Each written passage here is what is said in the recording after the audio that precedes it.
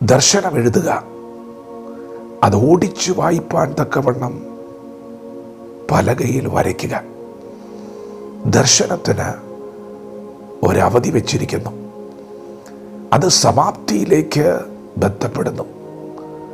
സമയം തെറ്റുകയില്ല. വൈകിയാലും നീ അതിനായി കാത്തിരിക്കുക. അത് വരും നിശ്ചയം, താമസിക്കുകയില്ല. ദൈവത്തിൻ്റെ മാറ്റമില്ലാത്ത വചനം ശ്രദ്ധിക്കുന്ന പ്രിയപ്പെട്ടവരെ, വിശുദ്ധ വേദപുസ്തകത്തിൽ പ്രധാനമായും നമുക്ക് 3 വിധ ദർശനങ്ങളെ കാണാം. അതിൽ 2 ദർശനങ്ങൾ മാറ്റമില്ലാത്തതാണ്, സ്ഥിരമാണ്, എന്നേക്കും നിൽക്കുന്നതാണ്. ആ 2 ദർശനങ്ങളെ ഇന്ന് പകൽ നിങ്ങൾ എഴുതണം. നിങ്ങൾ പ്രാർത്ഥനയോടെ ഈ വചനം ശ്രവിച്ചാൽ ആ 2 ദർശനങ്ങളെയും പരിശുദ്ധാത്മാവ് നിങ്ങളുടെ ഹൃദയമാകുന്ന മാംസപ്പലകയിൽ ഇന്ന് പകൽ എഴുതാൻ പോവുകയാണ്. 2 ദർശനങ്ങളിൽ ഒന്ന് കാൽവറി ദർശനമാണ്. നമ്മുടെ കർത്താവായ യേശു ക്രിസ്തു നമ്മുടെ പാപങ്ങളുടെ പരിഹാരത്തിന് വേണ്ടി കാൽവറിയിൽ തകർക്കപ്പെട്ട് കിടക്കുന്ന ദർശനം. മാനവകുലത്തിൻ്റെ രക്ഷയ്ക്കു വേണ്ടി ദൈവപുത്രനായ യേശു മനുഷ്യവേഷമെടുത്ത് തന്നെത്താൻ താഴ്ത്തി ക്രൂശിലെ മരണത്തോളം താഴ്ച അനുഭവിച്ചവനായി തകർക്കപ്പെട്ട് കിടക്കുന്ന ദർശനം. അത് ഇന്നലകളിൽ ക്രിസ്തുവിന് മുൻപ് പ്രവാചകന്മാർ ആവർത്തിച്ച് പറഞ്ഞ പ്രവചനം, ദൈവജനത്തിന് കൈമാറിയ ദർശനം, കാൽവറി ദർശനം.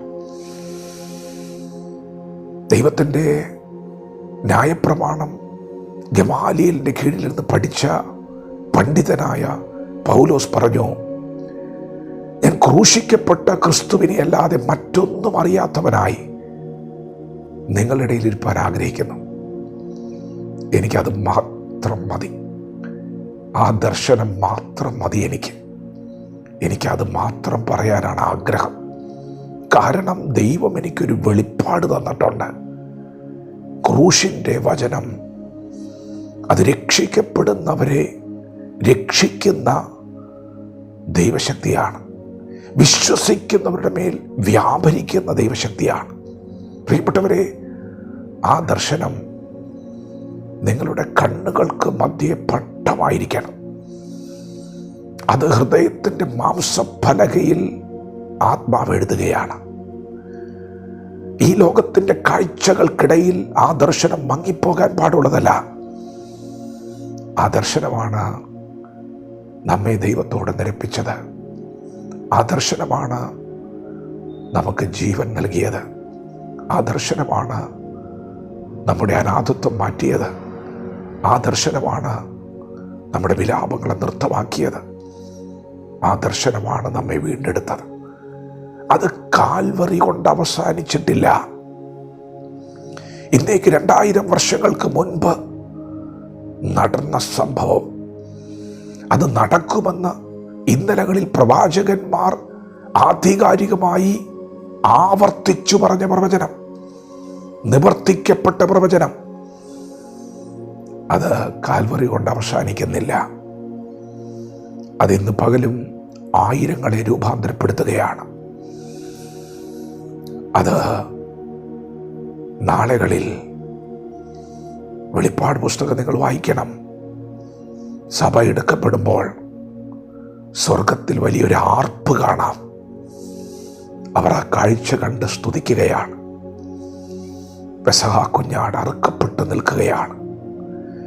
അവർ യേശുവിനെ അങ്ങനെയാണ് കാണുന്നത്. കാൽവറി ദർശനം നിത്യമാണ്, സ്ഥിരമാണ്, എന്നേക്കും നിൽക്കുന്നതാണ്. രണ്ടാമതൊരു ദർശനമുണ്ട്. അത് നിത്യതയുടെ ദർശനമാണ്.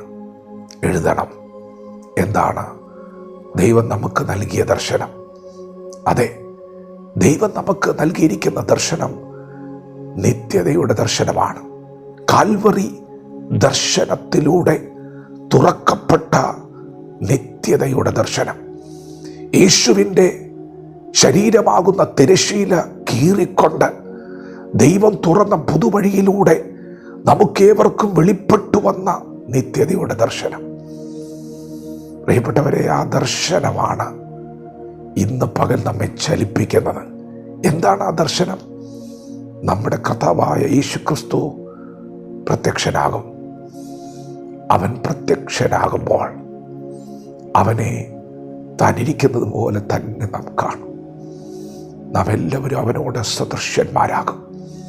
അവൻ പ്രത്യക്ഷനാകുമ്പോൾ പറഞ്ഞു തീരാത്തതും മഹിമയുള്ളതുമായ സന്തോഷത്തോടെ നാം ആനന്ദിക്കും. ഇപ്പോൾ നാനാവിധ പരീക്ഷകളാൽ ദുഃഖം നമുക്കുണ്ട്. എങ്കിലും ഒരു ദർശനം നമ്മുടെ മുൻപിലുണ്ട്. യേശു ക്രിസ്തു പ്രത്യക്ഷനാകും.